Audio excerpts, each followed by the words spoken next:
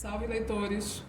Nesse vídeo eu vou mostrar 13 livros que eu quero ler em 2023. Eu acho que o mais usual é fazer 12 livros, que corresponde a um livro por mês, mas eu acho que para 2023, 13 combina mais. Então, 13 livros para ler em 2023.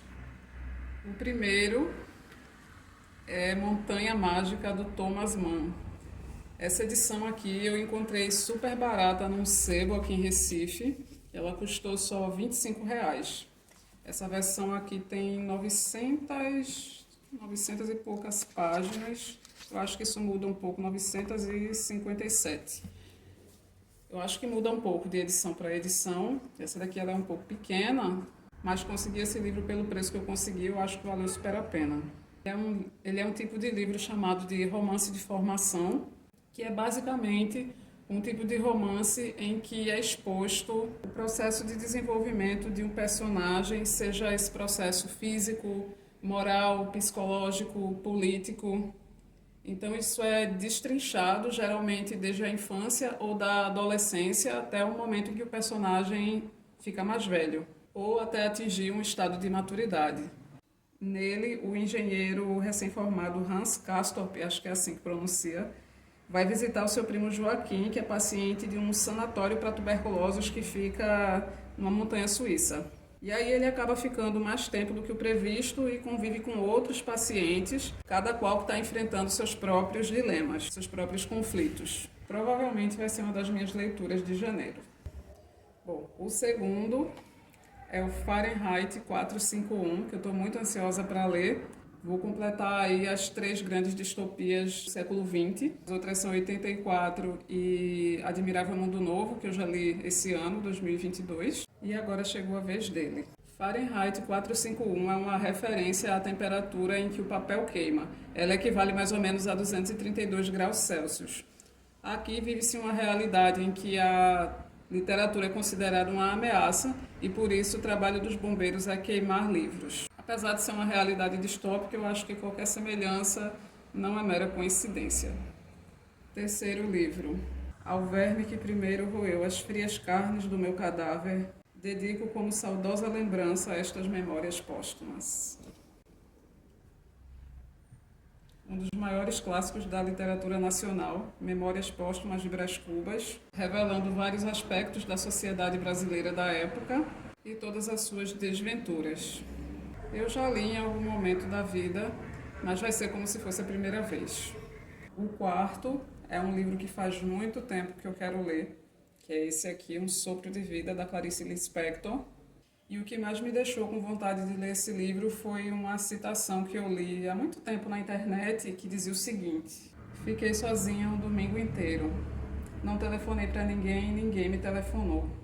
Estava totalmente só. Fiquei sentada no sofá com o pensamento livre. Mas no decorrer desse dia, até a hora de dormir, tive umas 3 vezes um súbito reconhecimento de mim mesma e do mundo que me assombrou e me fez mergulhar em profundezas obscuras de onde saí para uma luz de ouro. Era o encontro do eu com o eu. A solidão é um luxo. Na história, um homem conturbado cria uma personagem que é um alter ego seu, a Angela Praline, mas em muitos momentos ele não conseguia se reconhecer nela e odiava profundamente o que via refletido nela. É uma leitura que parece dar um salto profundo no eu, desnudar sentimentos que a pessoa não admite ou sequer sabe que tem. Eu acho que vai ser um dos meus favoritos do ano.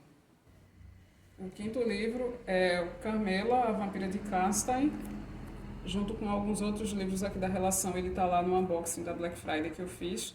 Quem quiser é só dar uma olhada. Como eu cheguei a citar nesse outro vídeo, esse é considerado o livro que inspirou o Drácula de Bram Stoker, mas eu conheci a Carmela através dos jogos de Castlevania. É uma personagem incrível, é uma das principais vilãs da série da Netflix, né? Quem não viu ainda, recomendo muito que vá ver, porque é uma série excelente.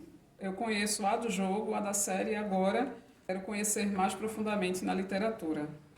O sexto livro é O Morro dos Ventos Uivantes, um dos romances mais famosos da literatura mundial e que conta a famosa e trágica história de amor e obsessão entre 2 irmãos, um deles adotado. É uma leitura que talvez não faça muito o meu estilo, mas eu acho que não é à toa que um livro se torna tão conhecido e tão lido ao longo de tantas gerações. Então eu acho que é aquele tipo de livro que a gente tem que ler pelo menos uma vez na vida. O sétimo livro é mais um grande clássico da literatura mundial. O Sol é para Todos, da Harper Lee. Um livro que se passa num momento conturbado de muita segregação racial na sociedade americana, em que um advogado branco decide defender um homem negro que é acusado de cometer um crime terrível.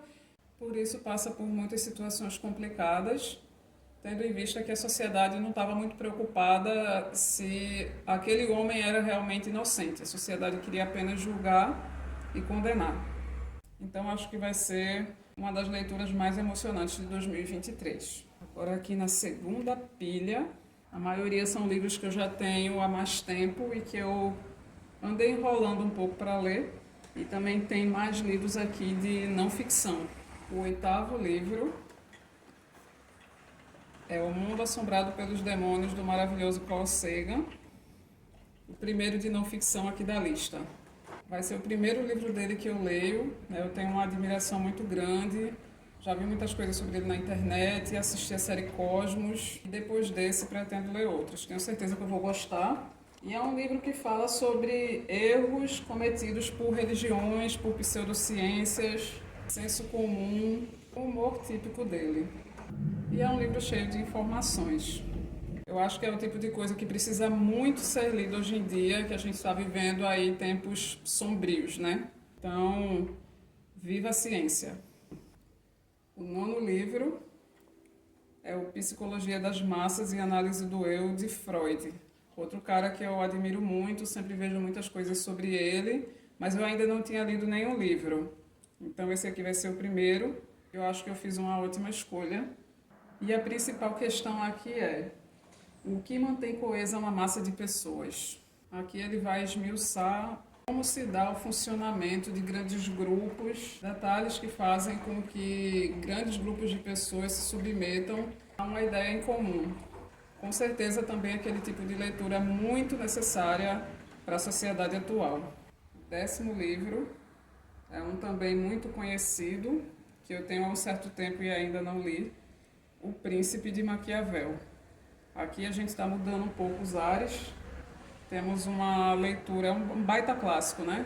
Um baita clássico sobre o pensamento político, em que ele trata de diversos tipos de Estado, mostrando como um príncipe pode manter o domínio sobre o Estado. Fala sobre virtudes e sobre coisas que um governante deve evitar para se manter no poder. É uma leitura um pouco diferente das que eu costumo fazer, mas como eu sempre acho muito interessante as coisas que eu vejo sobre Maquiavel, eu acho que eu vou gostar.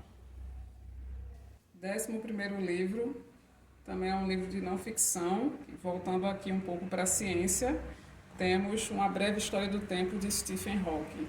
Faz um bom tempo que eu estou querendo ler algum livro dele e eu escolhi esse aqui para começar. É um livro em que ele aborda a busca por respostas para algumas das maiores questões da humanidade.